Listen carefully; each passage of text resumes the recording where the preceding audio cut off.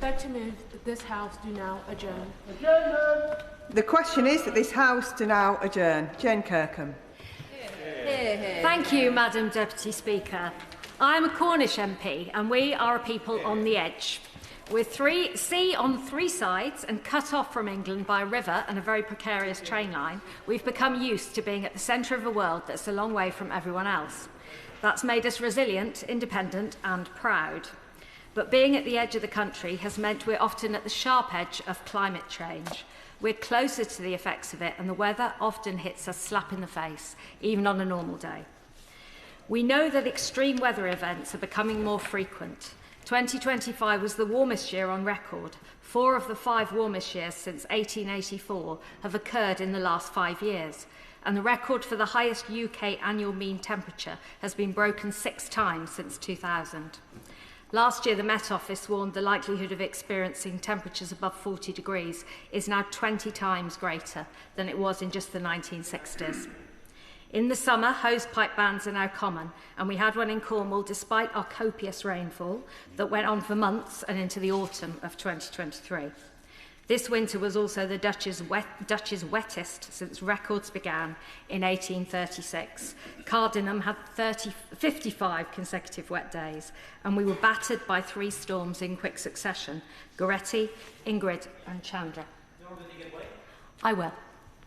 First of all, can I congratulate the Honourable Lady for Truro and Falmouth for bringing this forward. And she's right to refer to the terrible weather we've had. I think since before Christmas, I think we had 43 days in Northern Ireland where there was no sunshine, and that tells you about the weather we have. But flooding incidents aren't just happening in the Honourable Lady's constituency, as she knows that. They're happening across Northern Ireland, Fermanagh, Down and Armagh as well. Defences and embankments under strain, and some areas remain vulnerable despite ongoing monitoring and mitigation. Some even burst their banks in the Newry Canal and the Shimna River in times of extreme storm and rainfall. So does the Honourable Lady agree that we must prioritise investment in river embankments and flood defences, ensuring that high-risk areas receive immediate attention? The very thing that the Honourable Lady wants, and indeed the very thing that I think we all want in this chamber. I agree with the Honourable Member, and we must prioritise flooding. Flooding is becoming more and more of a risk.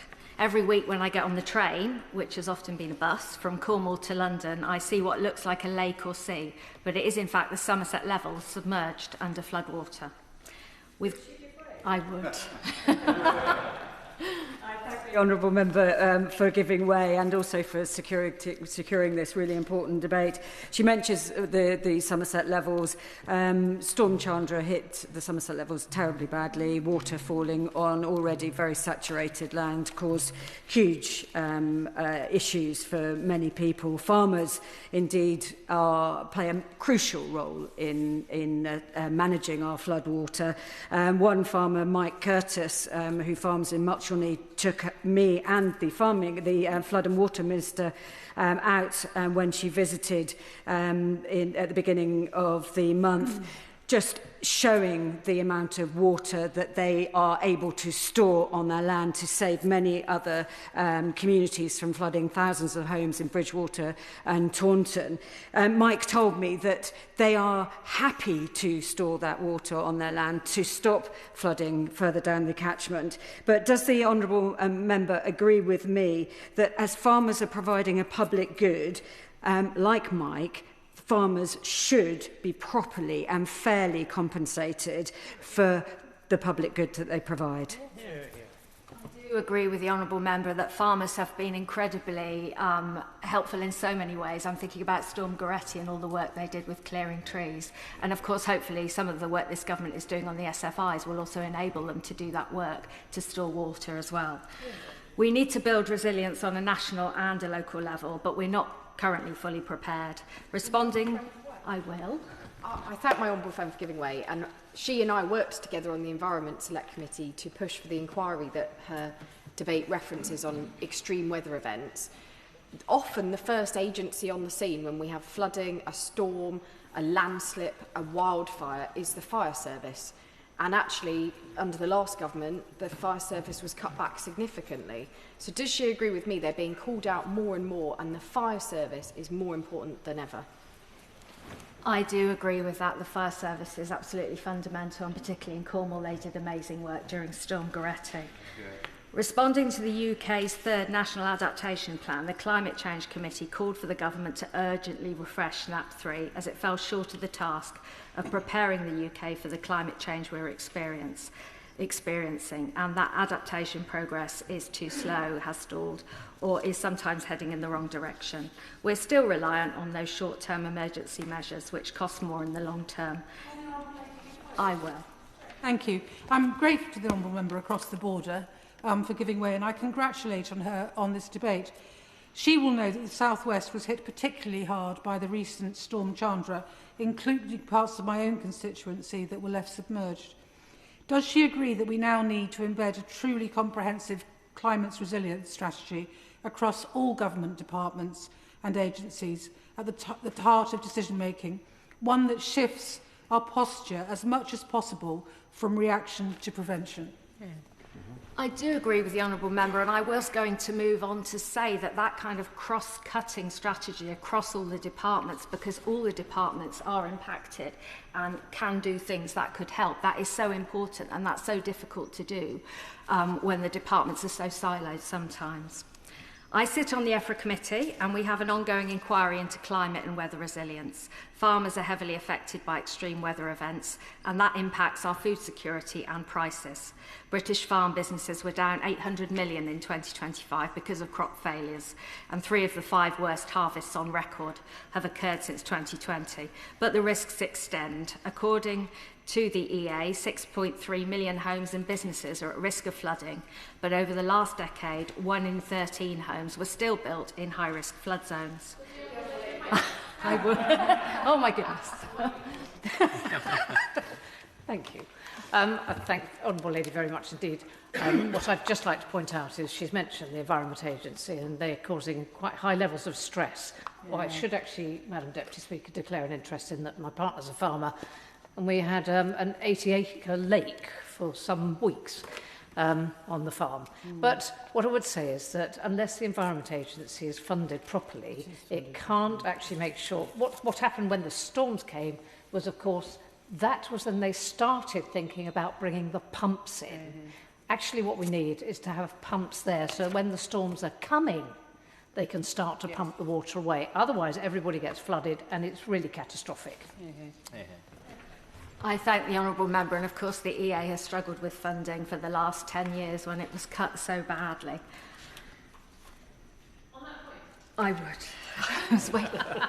I thank the Honourable Lady for giving way. She's been very generous with her time. Talking about the Environment Agency funding, in my constituency of South Devon, we've got several homes along the seafront that have been very badly damaged by storms in February and are not able, the residents have all been evacuated. They can't be lived in at the moment.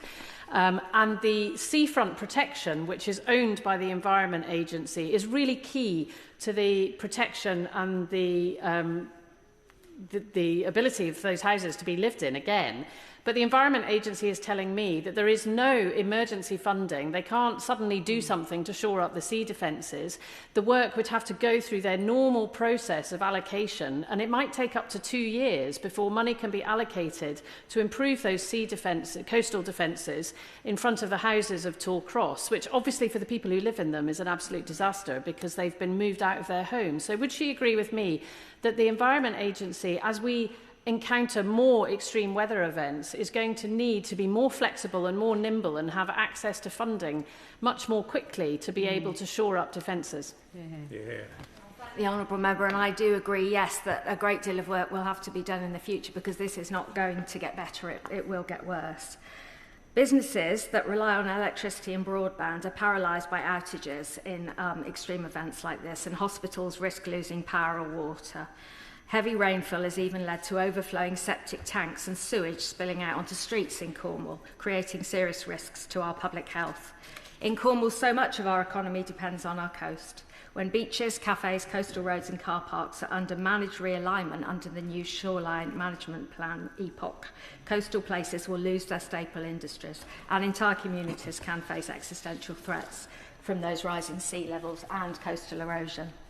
A lot of work is being done across government, particularly on the water industry and flooding preparedness, which I welcome. But we need to protect communities from the inevitable march of climate and act with great urgency. The urgency of the situation was obvious when Storm Goretti struck Cornwall on the 8th and 9th of January in 2026. It triggered a rare Met Office red warning with gusts of around 120 miles an hour and inflicted severe damage on our homes and infrastructure. We lost over 1,000 trees, 121,000 customers lost power, and thousands lost access to clean water. Roads were blocked, communities cut off, and schools, care homes and hospitals faced unprecedented strain. I will. I thank the Honourable Lady for give way and congratulate her on bringing this really important debate to the Chamber. Does she agree with me that in the infrastructure and the communications that we're talking about, the railway is absolutely key, and we really must focus on getting the final phase of the Dawlish rail resilience completed, along with the other things? Dawlish and Teignmouth saw massive damage in these storms, with Teignmouth Pier washing up on Dawlish Beach and Dawlish Beach itself being absolutely destroyed. But the railway going down would be disastrous for Cornwall. Does she agree? Member does feel my pain, and yes, of course, we need a strategic plan for our rail in the southwest. It is so fundamentally important. I will come on to it later. I would. As my honourable friend, Maresta, my honourable friend raises the issue of Storm Goretti, she attended, as did I, the online meeting of storm recovery with ministers 2 days after the event itself. And what troubled me in that meeting was the culture which exists amongst service providers and indeed government departments, which is always seeking to reassure ministers that everything is under control and actually presenting a very different picture to the one which I was seeing on the ground in West Cornwall, as you know, was the worst hit my constituency. So does she agree with me that what we need to do following Storm Goretti is to make sure that we genuinely learn lessons about what actually happened on the ground and how we can recover best and put the right resources in place to help communities in future? I understand the honourable member's points, and I know that his constituency was the worst affected, with people losing their water as well as their power. So yes, I do agree we must learn the lessons from Goretti as we go forward. Utility teams work round the clock with local authorities, engineers and responders to restore essential services. National Grid brought in 1,350 staff from all across the country, and there were tree surgeons deployed as well. But we did see failures in the systems designed to keep people safe. The storm was a wake-up call. It exposed vulnerabilities in our infrastructure and our emergency planning that could affect anywhere in the UK as extreme weather becomes more frequent. Would you give way on that point? I will. I thank my honourable friend for giving way. She talks about it affecting any other part of the UK. Does she agree with me that it's simply unacceptable that all 6 Cornish constituencies appear in the bottom in terms of mobile connectivity, and that any part of any plan to improve our resilience has to include a focus on telecommunications and our ability to ensure that we can get messages into some of our villages that were completely cut off, not just in terms of physically, but in terms of communication as a result of Storm Goretti? Yeah. Obviously, as the honourable member's constituency was next to mine, he will know that we had exactly the same problems in Truro and Falmouth, and I am going to move on to that next. I've had wash-up meetings across my constituency since the storm, and we have been talking to ministers, and I welcome the suggestion that Cornwall could serve as a pilot area for emergency storm resilience measures, some of which I will talk about now. Will my honourable friend give way? I will.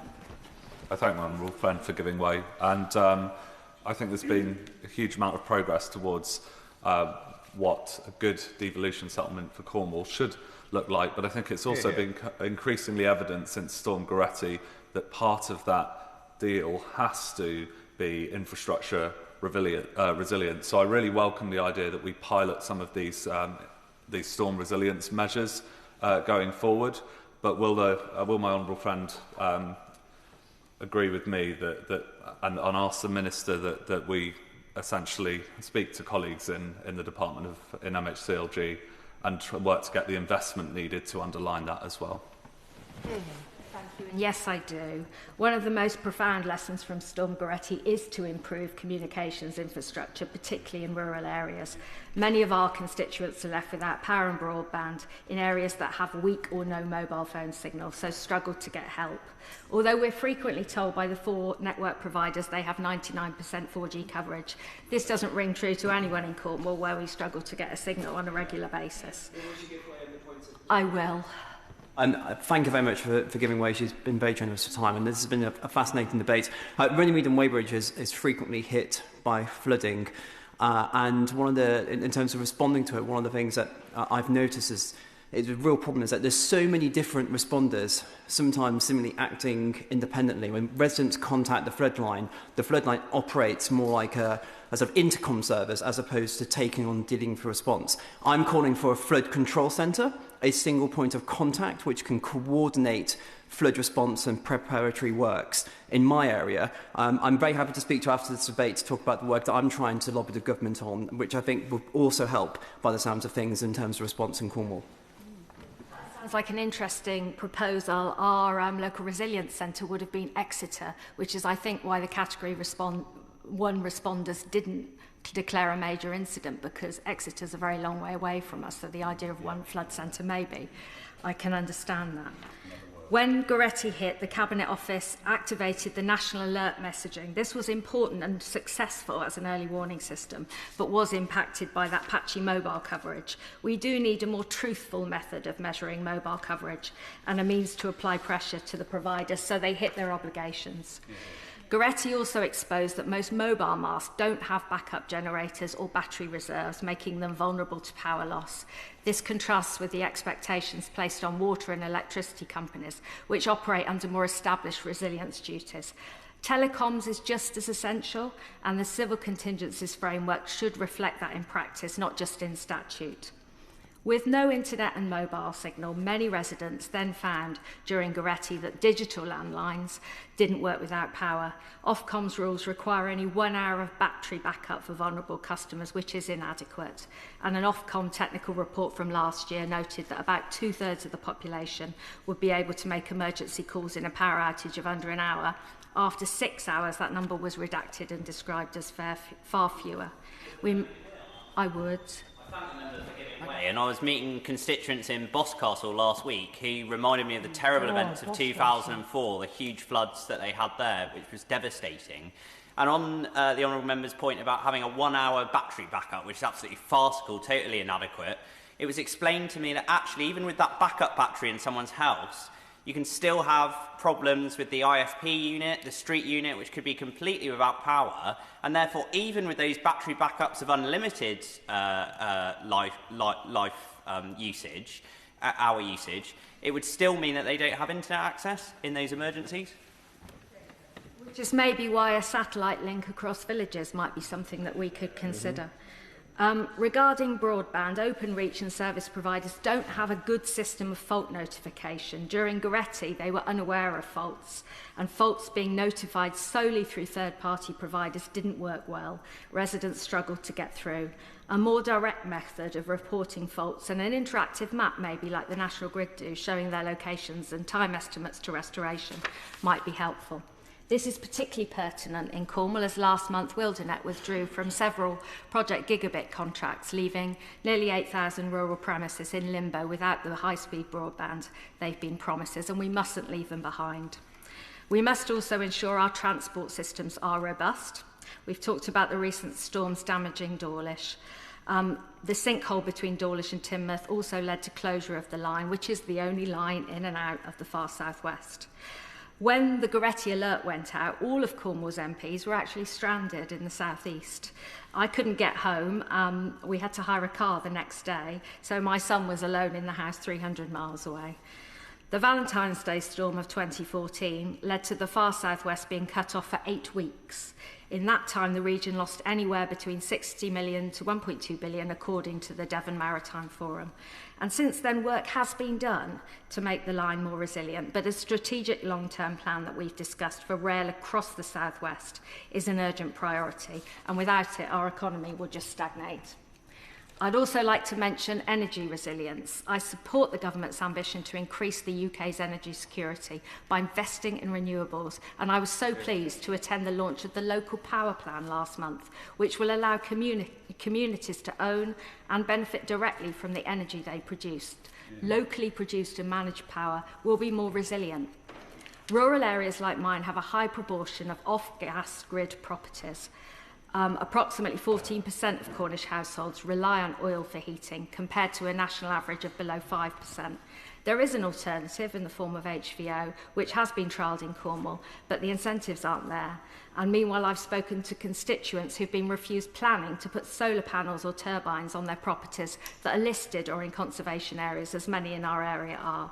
Ensuring as many people as possible can benefit from local renewable energy will allow us to be more resilient to shocks. One of the issues that became apparent during the storm was the lack of community emergency plans. In my constituency, some parishes had them, some didn't. Even existing emergency plans didn't work if people didn't know who should be putting them into action. The will was there, and the Cornish spirit came to the fore. Neighbours checking on each other, farmers helping to clear fallen trees, but there was an overall lack of coordination. On that point, will my honourable friend give way? I will.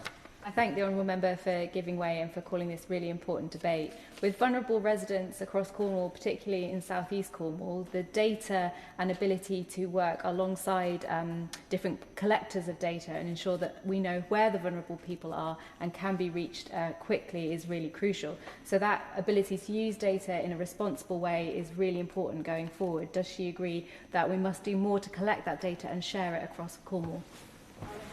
That a better way of sharing data must be found. Different utility companies, the council, all had different lists, and the parishes couldn't get hold of them at all. That is really important. Really quickly. Just on that point about utility companies, we had a major gas outage in South Devon at the beginning of the year. And we had a problem which is probably very familiar to you in Cornwall, to those MPs in Cornwall, which was that the utility company couldn't trace who owned the second homes because the homeowners were not there. And because the utility company was working through an intermediary energy supplier, they didn't have the data on who the customer was. And it meant that the power was switched off for about 3 days when it could have been only switched off for a few hours.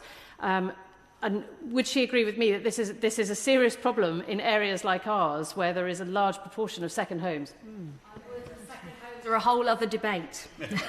Every parish should be able to identify a community hub where residents can go in an emergency with a generator, battery packs, blankets, food and pre-registered list of volunteers. I know that parishes in Cornwall are considering this, but if it could be encouraged across the UK and coordinated at higher tier council level, and maybe across local and national level, we could look again at the Bellwind scheme and how category 2 and 1 responders respond to these issues. Finally, there's also a conversation to be had about personal resilience. We all need to be more prepared. A basic emergency kit sounds simple, but makes a big difference. And that time we should give way? I will. I wonder if she'd join me in congratulating people like Flood Mary, who goes up and down the country, has done for many, many decades, having been flooded herself, and tries to educate but inspire people into what they can do at their own homes to protect themselves. Exactly, and that's exactly what we need more of. A camping stove, water, a battery-powered radio, BBC Radio Cornwall were fantastic in Goretti, torches, spare batteries, power banks, etc.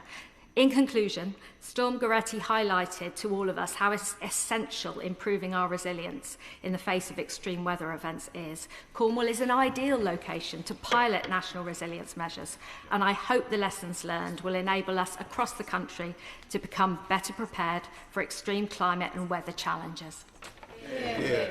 Minister. Madam Deputy Speaker, let me begin by thanking my honourable friend, the member for Truro and Falmouth, for securing this important debate. Her dedicated advocacy for the resilience of rural communities, particularly in the wake of Storm Goretti, is well known across this House and I know in her part of the world. She's spoken powerfully this evening about the experience of communities in Cornwall following recent extreme weather events, and I join with her in paying tribute to the local communities, first responders and emergency services who step forward in these moments of crisis. Now, the government's first responsibility is to keep the country safe, and we're absolutely committed to taking all measures necessary to build national resilience against external shocks or threats that could cause disruption to our way of life now and in the future. The UK benefits from world-leading weather warning and information services to provide information and advice to the public when bad weather is forecast. Weather events can have wide-ranging impacts on communities, including on homes, health, transport, energy and communications. And the relevant lead department for each of those affected areas has a responsibility to work closely with stakeholders on the recovery from an emergency. Now, Madam Deputy Speaker, we are absolutely committed to building resilience on both a national and local level. And while we acknowledge the Climate Change Committee's assessment of the third National Adaptation Programme, we are not simply relying on short-term measures. Alongside delivering the actions in the programme to address climate risks to the UK, we are taking significant long-term action now to become more resilient to the effects of climate change, such as flooding and overheating. We are building new reservoirs and cutting water leaks to help secure our water supplies. This includes a record £10.5 billion investment in flood defences to protect 900,000 properties. 30 million for, I'm just going to make a little bit of progress, 30 million for coastal adaptation pilots in the East Riding of Yorkshire, Norfolk and Suffolk, and 104 billion in private investment for new water infrastructure. Now, Madam Deputy Speaker, I was privileged to meet community members and first responders shortly after Storm Goretti and to hear firsthand about the challenges they faced. And I was very pleased to see His Royal Highness the Prince of Wales visit Helston last week in the Honourable Gentleman's constituency, shining a spotlight on the strong spirit and resilience of the people of Cornwall. In the period preceding the storm, our world-leading weather warning played a significant part in the initial government response. The storm made landfall on Thursday, January the 8th, and saw the Met Office issue a rare red national severe weather warning across the Isles of Scilly and in parts of Cornwall. It also brought a combination of heavy rain, significant snow and strong winds to England and Wales. Emergency alerts were quickly dispatched to 500,000 residents in Cornwall and the Isles of Scilly, advising them to remain indoors until the danger had passed. These conditions resulted in widespread power outages and disruption to transport networks. The national response was managed by the Cabinet Office, which coordinated meetings with health and environmental experts and senior government officials. The Cabinet Office has committed to a comprehensive review of the response to Storm Goretti, which aims to ensure that lessons across government are captured to improve our response to future severe weather events. Now, the government is also acutely aware of the challenges faced by British farmers due to extreme weather, which can impact harvests and consequently influence food prices. Despite these challenges, the UK maintains a resilient food supply chain underpinned by diverse sources, robust domestic production and reliable import routes. During a recent visit to Aberystwyth University, I visited the Institute of Biological, Environmental and Rural Sciences, a leading research institute dedicated to advancing sustainable production of food, feed and plant-based resources. I also met with Ali Jones, the former president of the National Farmers Union Cymru, and we discussed the vital importance of securing our nation's food supply. I recognise that the government must work collaboratively with farmers and the NFU to ensure it is safeguarded for the long term. Now, Madam Deputy Speaker, as has been mentioned, our telecommunications networks are a vital part of the UK's critical national infrastructure, and our emergency response in weather-related crises supported the functioning of essential services and keeping people connected when they need it most. During severe winds, the public switched telephone network often relies on overhead cables that can easily be damaged, with most handsets also relying on power supplies. Telecoms companies are upgrading landlines from analogue to digital, with over two-thirds of lines having already been migrated across the UK. We recognise that telecoms resilience is underpinned by resilience power supply. Through close coordination with the energy sector, the emergency planning community and industry, we are strengthening backup power arrangements, improving situational awareness and ensuring the sector is ready to activate mitigation measures when risks escalate. Madam... Order. The House stands adjourned.